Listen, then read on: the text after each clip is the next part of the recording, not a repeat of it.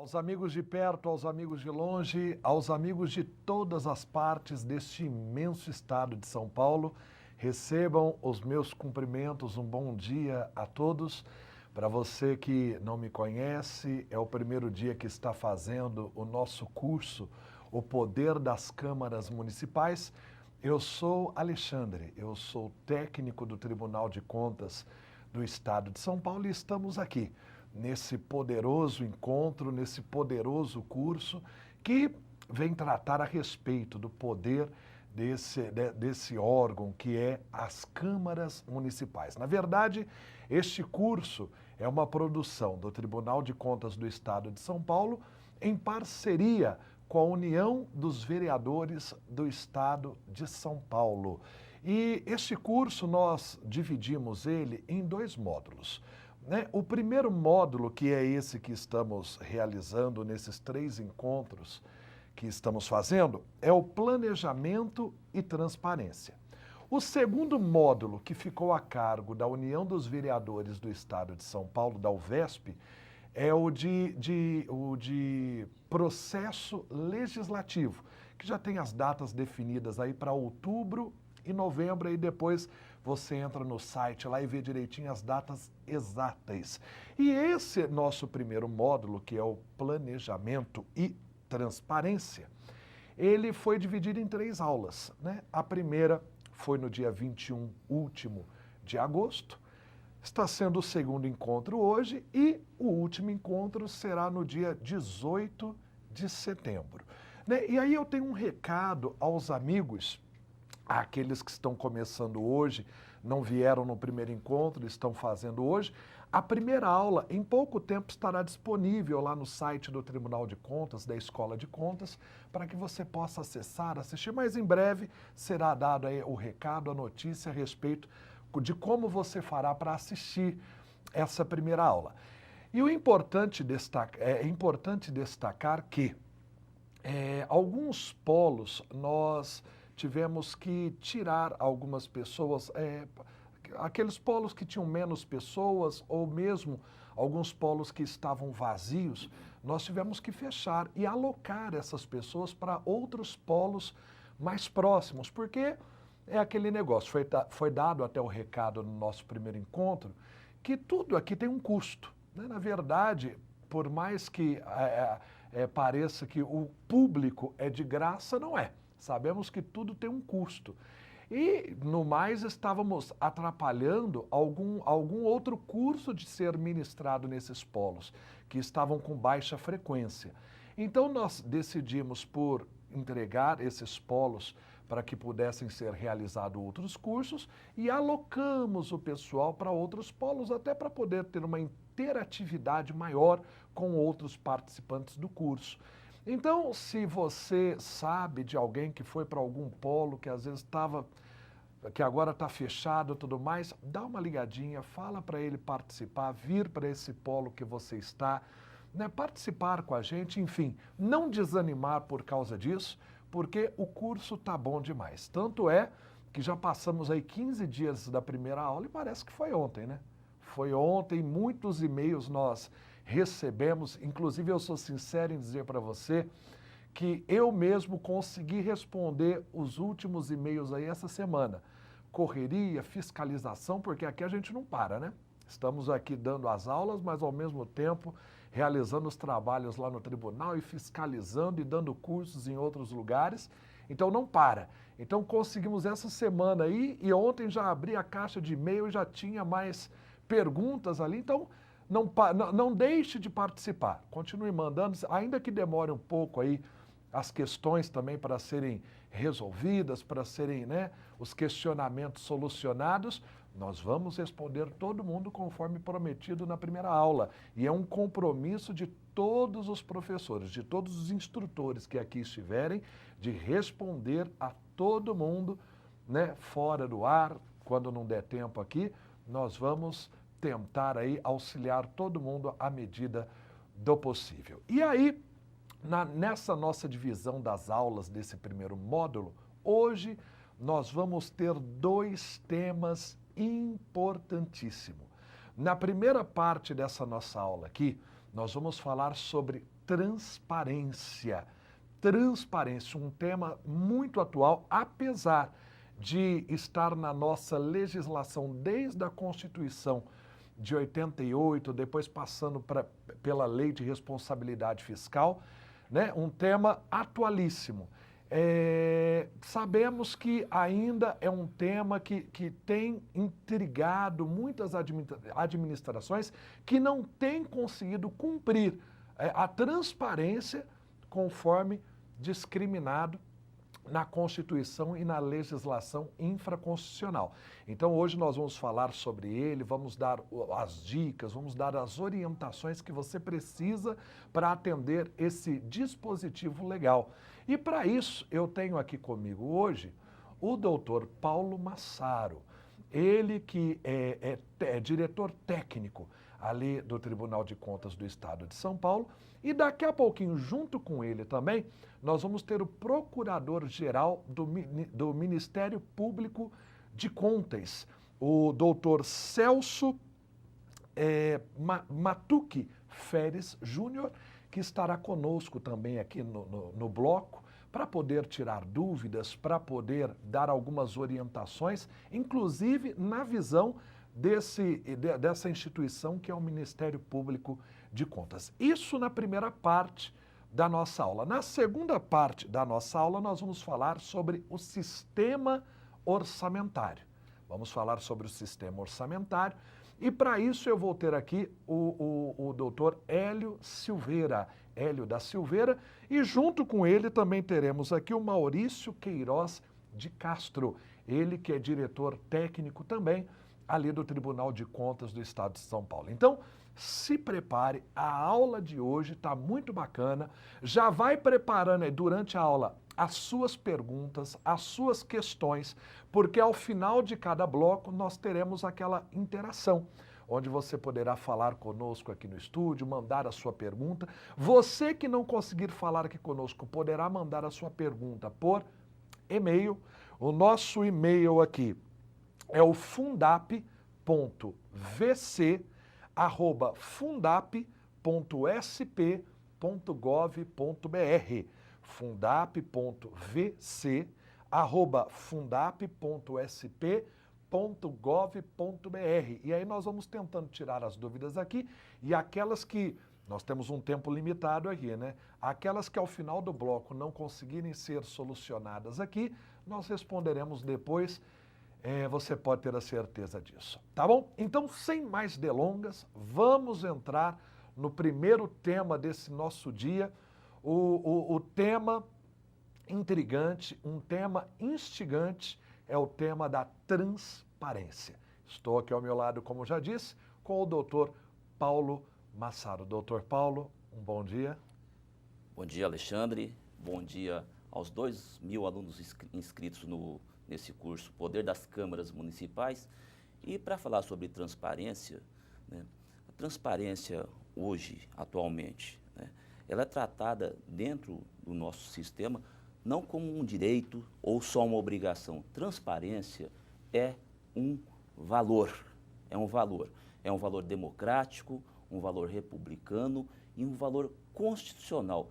Veja aqui, na Constituição, logo no artigo 1º, o que trata a transparência? O fundamento da transparência. Lá diz, eu vou ler aqui, todo o poder emana do povo, que o exerce por meio de representantes eleitos ou diretamente nos termos dessa Constituição.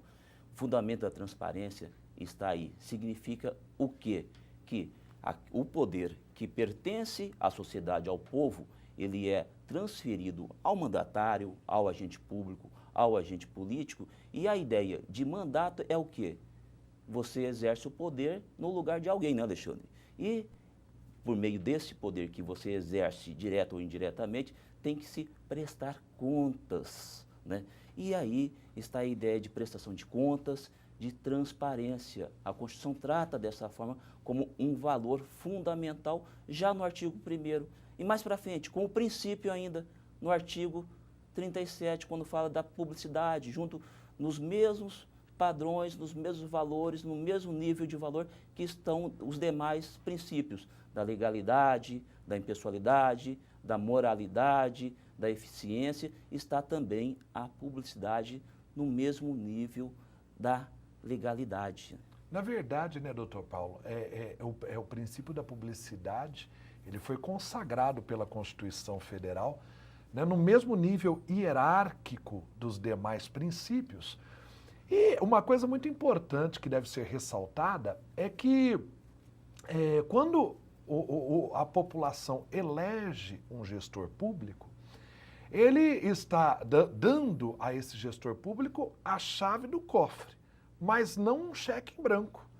De modo que o gestor ele tem que prestar contas daquilo que ele faz com os recursos públicos na administração pública. Então, eu queria que o senhor explicasse na prática como funciona.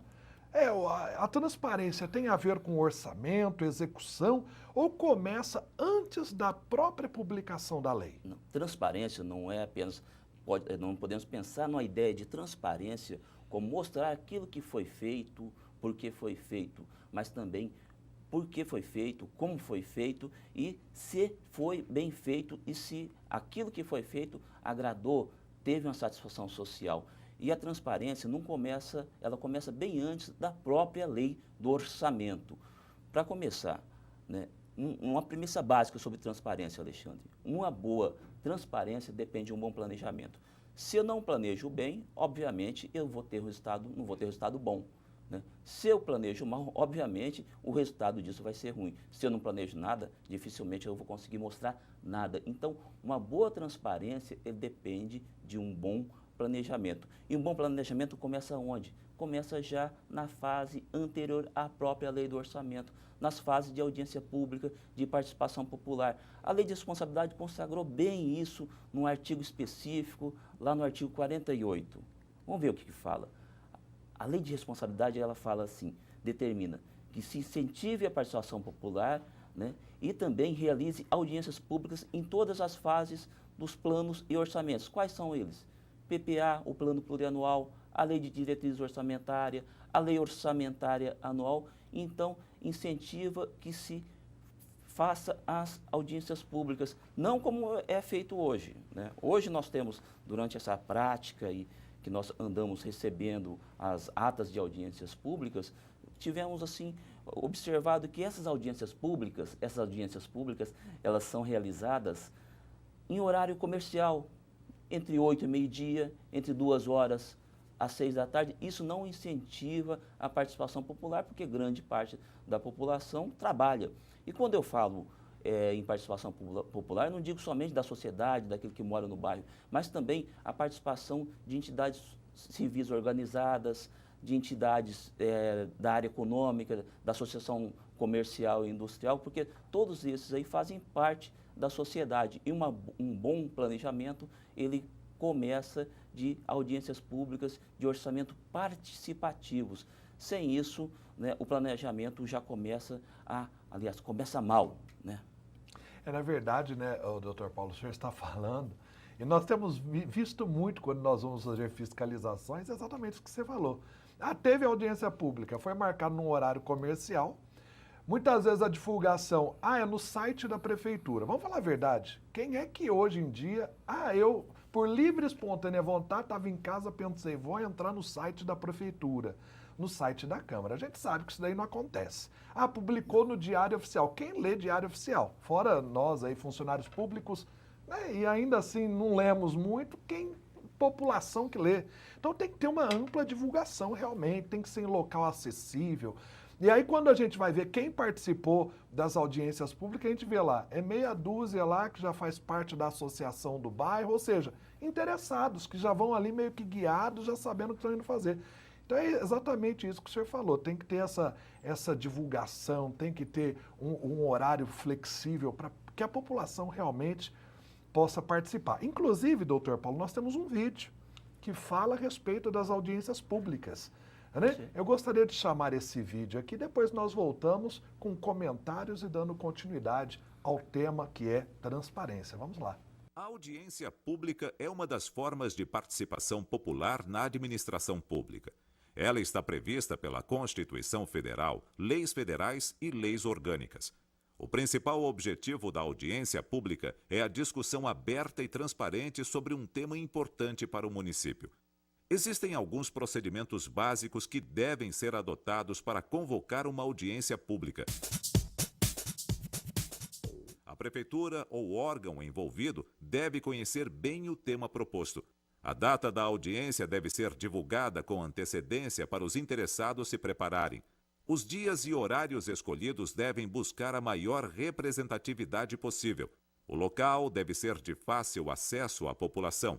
Além da convocação em edital, é sempre bom anunciar a audiência na imprensa local e em vários locais públicos como escolas, agências bancárias, centros comunitários e associações de bairro.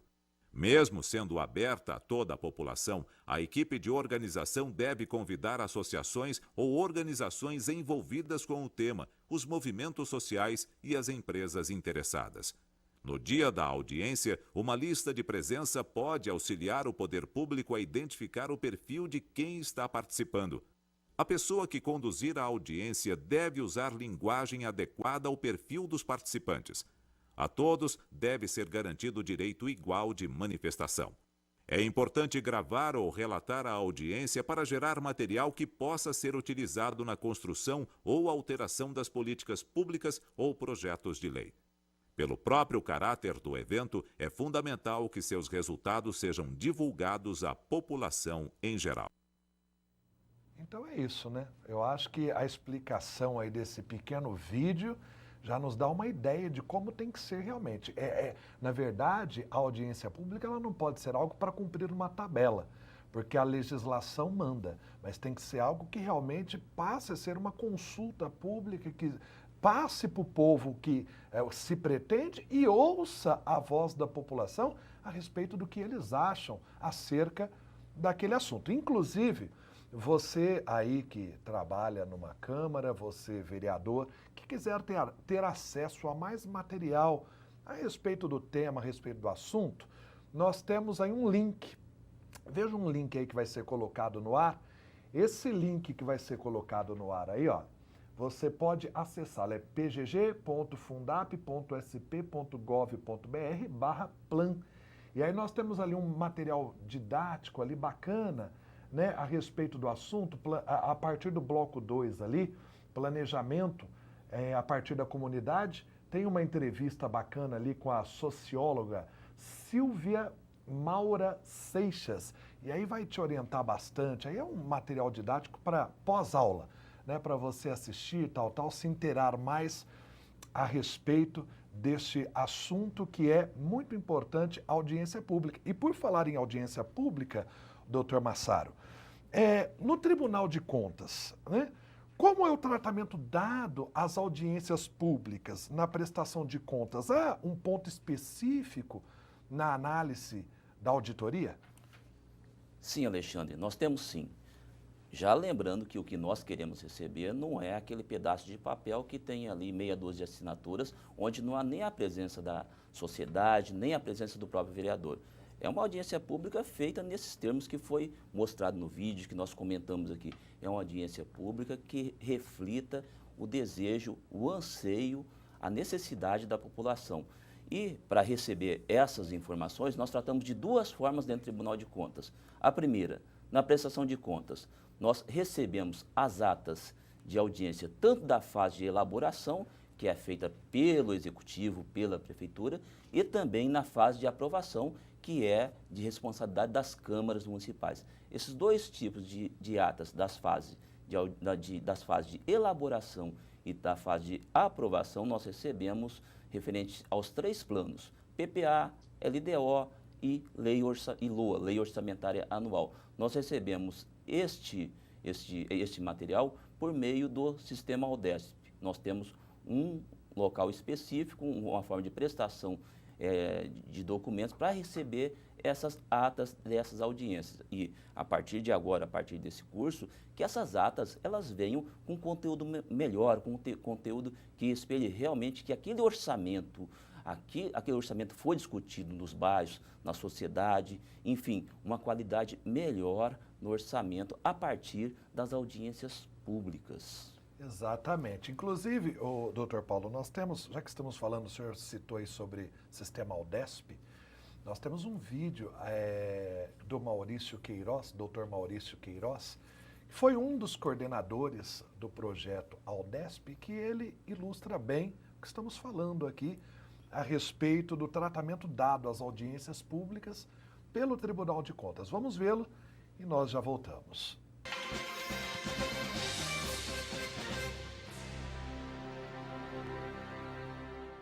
Buscando a participação popular no processo de planejamento da administração, a Lei de Responsabilidade Fiscal exigiu que fossem feitas audiências públicas, tanto na fase de elaboração, quanto na fase de aprovação dessas peças de planejamento.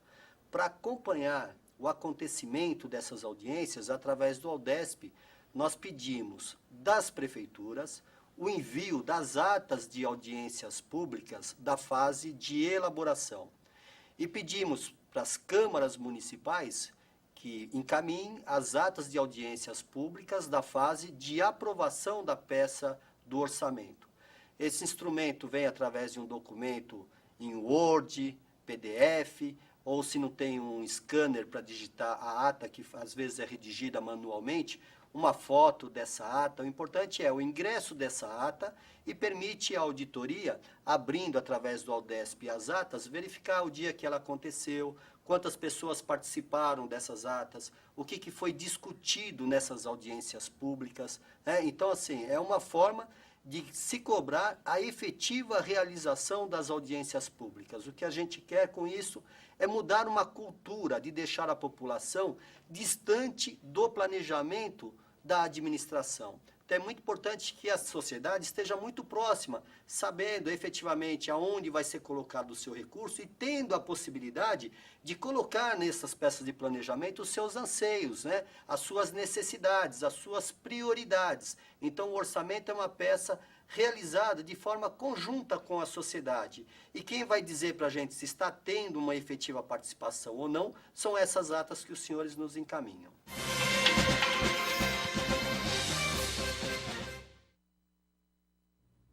E é isso, doutor. Inclusive, o doutor Maurício é esse daí que estará conosco aqui ainda hoje no segundo bloco, né? Falando do orçamento, né?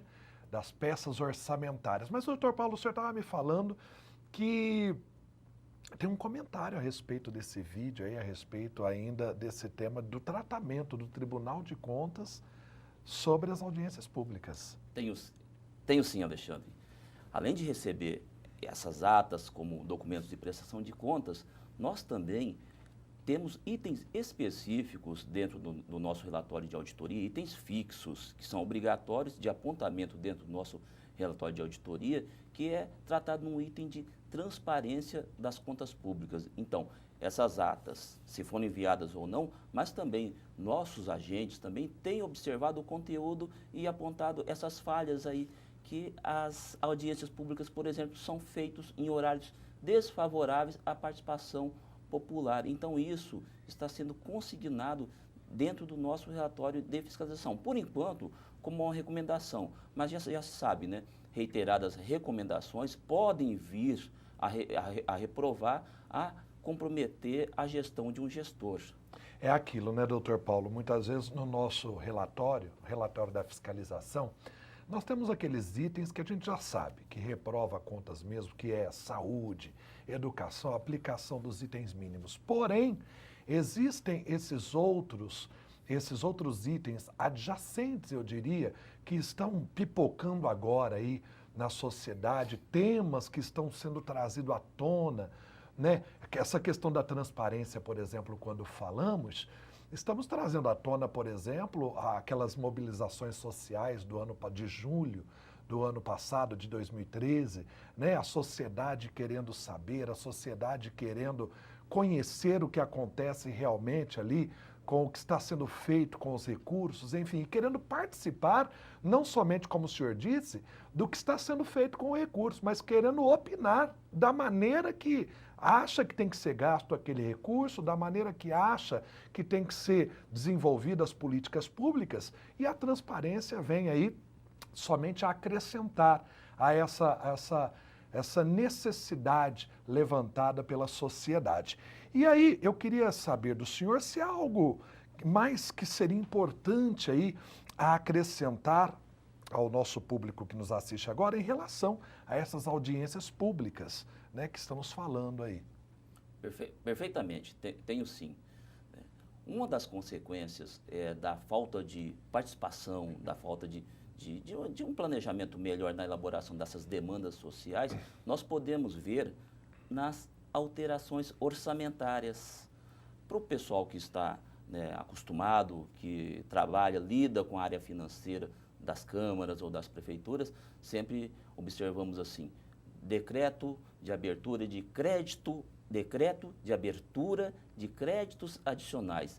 Isso pode ser muito em consequência de um orçamento mal planejado. Imprevistos ocorrem, mas não imprevistos na ordem sim de se alterar, de fazerem alterações orçamentárias na ordem de 80% de um orçamento. E isso comprova que esse orçamento ele não foi discutido nem com a sociedade, não foi discutido nem com a população, e a consequência, o efeito disso se vê nas alterações orçamentárias. Quando, por exemplo, se altera ali eu tenho um programa ali na área de educação, de repente, no meio do percurso, muda isso daí, vai para obras ou vai para a saúde, isso significa que aquele programa não foi bem feito. E a consequência é a alteração, né? São alterações que, ora, muda programas de governo, alterações que tiram do setor ali de educação, muda para o setor de obras, enfim, é uma salada, uma dança dos créditos adicionais, uma dança do orçamento. Isso no tribunal tem sido visto como recomendação, não somente para o chefe do executivo, que ele tem um maior poder ali de alteração, porque, lógico, o executivo tem um orçamento maior, mas também como consequência, como responsabilidade nas câmaras municipais, porque é a Câmara Municipal que aprovou esse orçamento e a Câmara Municipal também tem o dever de fiscalizar esse orçamento. Quando se aprova um orçamento e coloca lá no artigo, um determinado artigo, logo no finalzinho da lei, que autoriza o Poder Executivo a movimentar 50%, 60%, 70% do orçamento. Isso significa que o quê? Que o planejamento não valeu para nada. Se você dá esse cheque, praticamente um cheque em branco, na própria lei do orçamento, um cheque em branco na própria norma, significa que eu estou traindo aquela confiança que foi depositada no mandatário, que era justamente para atender a minha demanda, aliás, a demanda social por meio dos programas, por meio dos projetos de governo que estão na lei orçamentária, ou na LDO, ou no PPA. Inclusive, né, doutor Paulo, muitas vezes esses orçamentos são cópias, né, de um ano para o outro, quando não de um município para o outro, né? É uma cópia ali, e aí deixa, como o senhor disse, um dispositivo lá no finalzinho, assim, que pode alterar, porque sabe que vai alterar, sabe que vai haver essa alteração. E a gente está vendo aqui, né, nessa aula com o senhor, e quando eu falo uma verdadeira aula, porque estamos falando aqui com um especialista, viu? O doutor Paulo, ele é autor de livros, inclusive, a respeito de transparência. Esqueci de falar no início da aula, mas é importante ressaltar.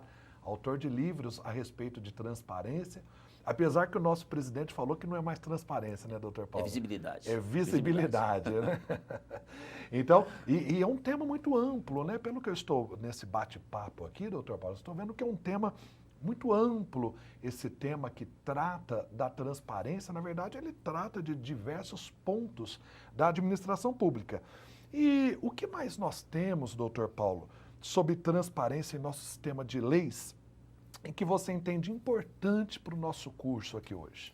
Perfeitamente. Você viu que o cuidado que nós tivemos aqui de mostrar que uma boa transparência depende de um bom planejamento. Senão de nada vale falar de portais, de leis de transparência, de mostrar o que foi executado, se o que foi executado não foi bem planejado.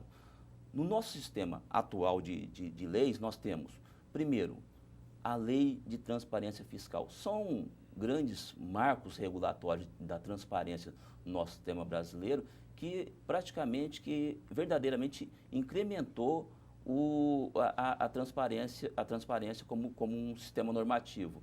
Lembrando que a transparência já existia tanto na Lei 4.320, na lei que completou agora 50 anos, também na Lei de Responsabilidade Fiscal, mas a partir de 2009, com a Lei 131, a Lei Complementar 131 de 2009, também chamada Lei de Transparência Fiscal, introduziu alguns conteúdos novos e importantíssimos.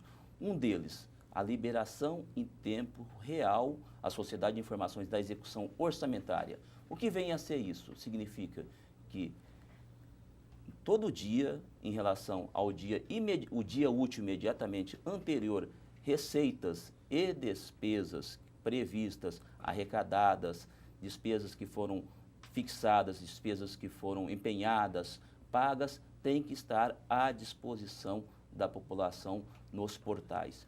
A lei foi mais além. A lei não se restringiu somente a falar, ó, mostre o que foi gasto. A lei também se preocupou em falar, ó, o sistema que vai gerar essas informações, porque hoje em dia não se tem como dissociar execução orçamentária de sistema. Ninguém hoje não utiliza aquele sistema mata-borrão, que acho que a maioria aí não deve saber. Eu, quando comecei a fiscalizar, faz pouco tempo, tá? Eu ainda fui fiscalizar uma das últimas prefeituras que tinha um sistema mata-borrão, um sistema gelatinoso. Olha, eu não sou, acho que tão velho assim, né? Mas então, a transparência e os recursos tecnológicos datam aí, assim, de 2 décadas. Podemos falar seguramente 2 décadas. Hoje não existe mais prefeitura que não utilize um sistema, seja ele próprio ou de terceiros, mas a lei se preocupou em falar, olha, gestor, você também tem que adotar um sistema integrado de administração financeira e de controle com padrão mínimo de qualidade. Ora, mas o que vem a ser padrão mínimo de qualidade? Significa que o sistema adotado, ele tem que adotar os princípios, as normas brasileiras contábeis aplicadas, normas brasileiras contábeis aplicadas ao setor público. Significa que aquele sistema não pode ser do tipo, eu empenhei hoje, né? Empenhei hoje, fiz uma nota de empenho, finalizei o processo ali de empenhar, nossa, eu errei aqui, tem um valor errado. Espera aí, vamos voltar, vamos deletar esse empenho, vamos apagar esse empenho. Não. Esse sistema não deve permitir isso. Esse sistema, ele deve, o caminho de acerto deve ser por meio de um estorno ou por meio de uma anulação. Enfim, ou seja, tem que ser um caminho de ida, né? E a correção por meio de estorno. E tem mais requisitos também, requisitos de acesso, de segurança, de usuários, de perfis de usuários, enfim. Um dos padrões, requisitos que podem ser vistos, que podem ser assim, estudados mais, está na portaria do Ministério da Fazenda 548 de 2010, que está aí na tela de vocês. Ali vocês podem ver requisitos de segurança e requisitos contábeis desse sistema integrado. Por que isso é importante? Isso é importante pelo seguinte ponto. Esses requisitos de segurança e contábil do sistema integrado, quando se for fazer uma contratação de um edital, de um sistema de administração financeira, ou seja, um sistema de gestão, principalmente um sistema de contabilidade pública, esses requisitos devem fazer parte desse edital, sob pena daquela contratação ela está sendo ilegal, não está atendendo à legislação. E mais para frente, né, temos mais conteúdos ainda, né? Se a Lei de Transparência Fiscal, podemos falar que ela abriu a porta, né, abriu a janela da frente, a Lei de Acesso à Informação, também chamada por muitos, abreviado como LAI, que é a Lei Federal 12.527 de 2011, ela, em termos de transparência, escancara, né? Abre a porta de trás da casa, tá? A porta da frente, as janelas, enfim. Mas também não é bagunça também não, tá? Significar que a transparência é ampla, absoluta, total, não significa que algum cidadão com necessidade assim vamos falar de bisbilhotar, não de fazer controle social, de bisbilhotar, peça algo assim que seja assim impraticável ou seja muito dificultoso para a administração conseguir atender esse pedido de informação. A administração, ela tem, desde que fundamentadamente, falar assim, isso não é possível atender nesse prazo de 20 dias ou de 30 dias e pode até, dependendo do caso, dependendo do custo de levantamento dessa informação, de forma fundamentada, óbvio, né? negar essa informação. Então, a lei de acesso à informação, ela amplia o direito, esse valor, aquele valor tão nobre, democrático, constitucional e republicano, que é o direito à transparência, trazendo o quê? Ela traz a publicidade como regra geral e o sigilo é exceção. O que é exceção aí? São aquelas informações reservadas, de natureza pessoal, aquelas de foro íntimo, e o restante a regra geral é a publicidade. E também coloca conteúdos mínimos na transparência ativa. Ali fala, olha administração, nos seus sites, nos seus portais, vocês têm que colocar o seu organograma, os seus contratos, as suas licitações. Aí nesse ponto, quando a gente fala em contratos e licitações, não é só o contrato assinado, mas também, se for antecedido por licitação, editais, atas de julgamento, os laudos de medições, enfim, tudo que é inerente a esse processo, né, de compra, seja de material ou de serviço, tem que estar na internet, nos portais também. E, para se valer, né, para divulgar essas informações, não há como não utilizar a tecnologia da informação para se comunicar, né? É aí onde entra o quê? Os portais, também as redes sociais, enfim, são diretrizes básicas para fomentar a cultura da transparência social. E, obviamente, também para fazer com que aquele valor democrático, que seja o respeito à sociedade, né, seja devolvido à população. Então, doutor Paulo, pelo que eu entendi aqui, a legislação que trata de transparência é muito vasta. Muito vasta, portarias, leis, e vem de leis aí desde a 4.320 nos anos 60, como o senhor destacou, depois passou anos 80 pela Constituição Federal como princípio, sendo consagrado como princípio, e depois nos anos 2000 nós tivemos a Lei de Responsabilidade Fiscal, que também deu ali, né, uma ampla divulgação do princípio da transparência, abrindo, inclusive, houve avanços depois da Lei de Responsabilidade Fiscal nesse tema da transparência. Então, além assim das questões de audiência pública, que já foi tratado aqui, o que mais poderia avançar ou melhorar nesse tema aí tão cativante, tão instigante que é a transparência? Primeiramente, os portais, né? Os portais, a forma... Aliás, vamos falar antes da linguagem do portal. Os portais, para começar, devem existir, óbvio, né? Os portais, elas devem obedecer padrões técnicos. Hoje, muitas vezes, nós vamos abrir um portal geralmente é chamado Portal do Cidadão, ou Portal da Transparência Social. Simplesmente, nós não conseguimos acessar.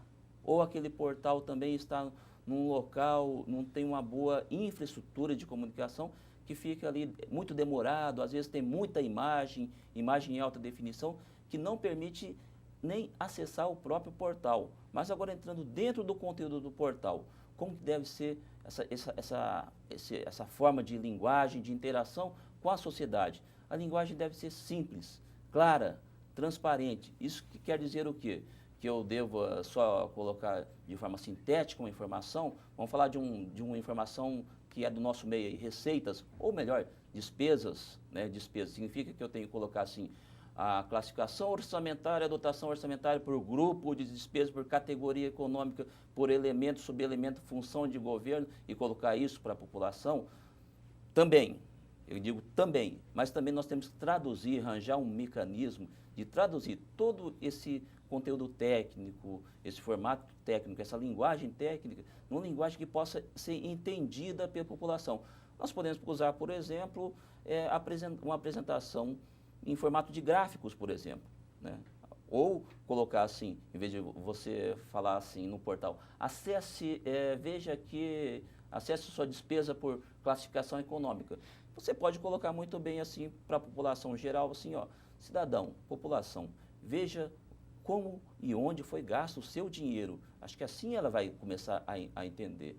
Eu falo que que deve também ser colocado não somente na forma simples, mas também uma forma mais completa, pelo seguinte ponto, que muitos estudiosos, muitos economistas utilizam os nossos dados, nossas informações, também para fazer estatística, para fazer estudos, para fazer um estudo geral seja para fins acadêmicos, seja para fins econômicos.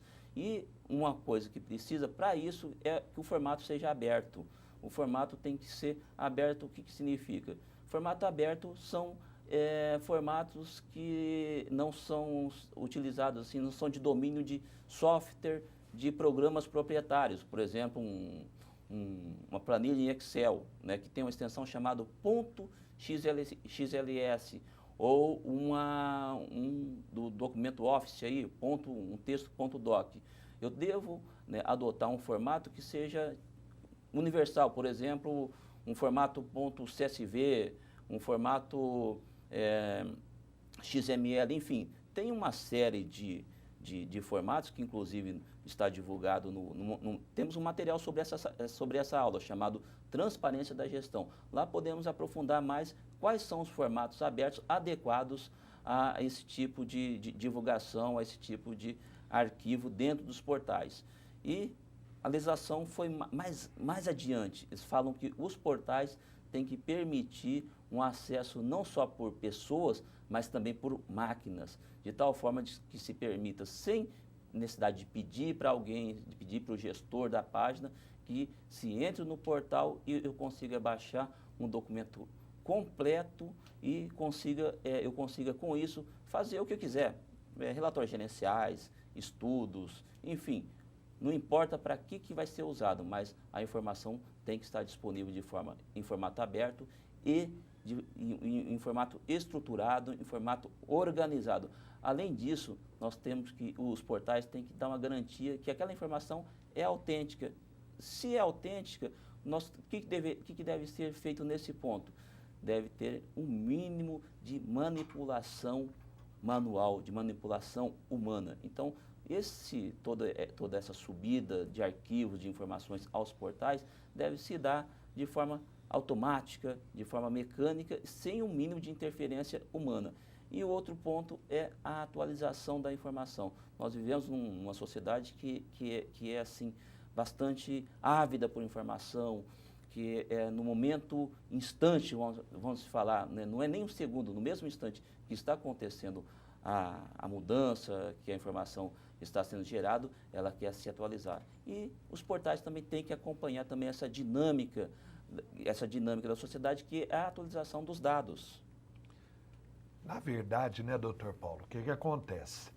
Na sociedade que nós vivemos hoje, que a gente descobre o que aconteceu lá no Japão, aqui no Brasil, em questão de segundos, não tem mais desculpas porque o gestor público não há de prestar contas em tempo real. Não tem mais essa desculpa, não tem porquê. E como o senhor disse, a sociedade está cobrando, está querendo saber ali em tempo real realmente. Você abre no seu celular agora, onde você está aí agora, você descobre o que está acontecendo em outra cidade, em outro país. E por que não a prestação de contas ser assim também?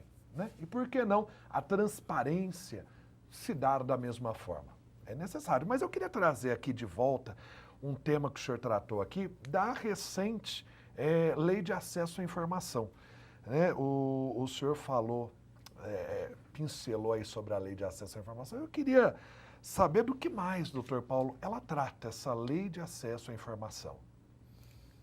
Sim, nós temos assim, dentro desse conjunto de transparência, desse sistema legislativo, sistema legal que trata sobre a transparência, a Lei de Transparência Fiscal, que trata do conteúdo das informações. E temos, só recapitulando, temos a Lei de Acesso à Informação, que amplia esse direito de acesso à informação, fala como deve ser a informação, onde a utilização de portais, mas ela trata também da guarda, do direito de acesso à informação por meio do serviço de informação ao cidadão. Isso significa o quê? Que é a transparência passiva. Aquilo que a administração não colocou de forma proativa, não disponibilizou, por exemplo, nos seus portais ou para um outro meio de comunicação qualquer, o cidadão tem direito de acessar essa informação por meio desse serviço de informação ao cidadão, que deve ser instituído por todos os órgãos públicos. E tem um prazo para atender, e coloca prazos também para atender essa informação também. Em seguida, a Lei de Acesso à Informação também trata da guarda, da gestão do direito à memória dessa informação. E nesse ponto, o Tribunal de Contas apoia uma iniciativa do Conselho Nacional de Arquivos, incentivando a criação dos arquivos públicos municipais, porque não basta ter só a informação, não basta também somente o portal, mas nós também temos que ter uma guarda dessa informação, criar tabelas de temporalidade de quanto tempo a informação deve ser guardada, seja aquele requerimento, seja um processo administrativo, seja a prestação de contas do Tribunal de Contas que fica lá na Câmara Municipal, porque hoje não temos muita coisa regulamentada sobre isso. Com a criação de arquivos públicos municipais e com a criação de tabelas de temporalidade e prazo, nós vamos passar a normatizar essa memória dessa informação para que futuramente quem possa acessar ou que precise, né, consiga acessar sem ter que ir, né, naqueles arquivos, né, pegando aquelas caixas empoeiradas, enfim, dar um tratamento adequado à memória da nossa informação. Ô, doutor Paulo, e como que esses portais podem melhorar? Olha, para começar, né, para um portal melhorar, nós temos que ter uma noção que os portais estão ruins. E afirmo, os portais não estão bons. Esses portais não estão bons. Quando se consegue acessar os portais, nós vimos assim, primeiro, quando atende o conteúdo mínimo que a legislação, né, que a legislação determina, nós vimos assim que às vezes não está em um formato aberto, às vezes não está em um formato estruturado de tal forma que eu consiga baixar aquela informação toda e eu consiga estudar ela, né? Inclusive na própria linguagem. A linguagem, muitas vezes assim, é uma linguagem dirigida para o pessoal interno, para o pessoal técnico. Não é assim. Tem que também atender os variados segmentos sociais, seja da pessoa mais simples e também para uma pessoa lá com um PhD, uma pessoa com um nível mais avançado de conhecimento. E o portal também tem que ser organizado também. Não dá para entrar no portal e eu não saber onde que eu encontro o quê, se receita está aqui, receita está ali. Não tem uma disposição lógica, enfim. Não tem um mapa do site onde eu possa me organizar ali para saber onde estão as informações. Então, uma organização do portal, um mapa do site e, novamente, a atualização das informações. Nós temos visto no nosso relatório de fiscalização que as informações não estão atualizadas, são informações antigas, muitas vezes até o próprio portal institucional é um portal com informações do ano passado, por exemplo. Isso não atende à legislação. E mais, né, formatos eletrônicos, já falei, né, repiso novamente essa questão dos formatos eletrônicos que permitam análise. Por exemplo, PDF. PDF é um formato aberto? Mas não é um formato aproveitável. Eu não posso pegar uma planilha eletrônica que foi salva no documento PDF e eu consiga fazer estudos a partir disso, consiga fazer relatórios, consiga fazer gráficos. Eu posso até conseguir, mas com um custo muito alto, né? Eu tenho que comprar um outro software que leia esse PDF, converter ele em uma tabela, enfim. Eu não consigo aproveitar este documento. Esse requisito de aproveitabilidade, Alexandre, é um requisito que está na própria legislação, né? Não só, o pessoal não pode confundir formato aberto com aproveitabilidade e disponibilidade. Muitas vezes um formato aberto não é um formato aproveitável, não é um formato disponível. E um outro ponto que deve se avançar também é a acessibilidade para deficientes visuais. Os portais devem também atender esse segmento da sociedade que não é pequeno. Esse segmento da sociedade de deficientes visuais ou com outro tipo de deficiência qualquer, não é pequeno. Então, portais assim com recursos de voz ou, né, portais assim com letras, com fontes maiores, que permita que aquele que não é totalmente, assim, não tenha a visão, não tenha totalmente a visão, mas tem um pouco de visão, consiga enxergar numa fonte maior. Então, os portais têm que avançar muito ainda para permitir a acessibilidade para deficientes visuais, porque, retorno, a transparência é um valor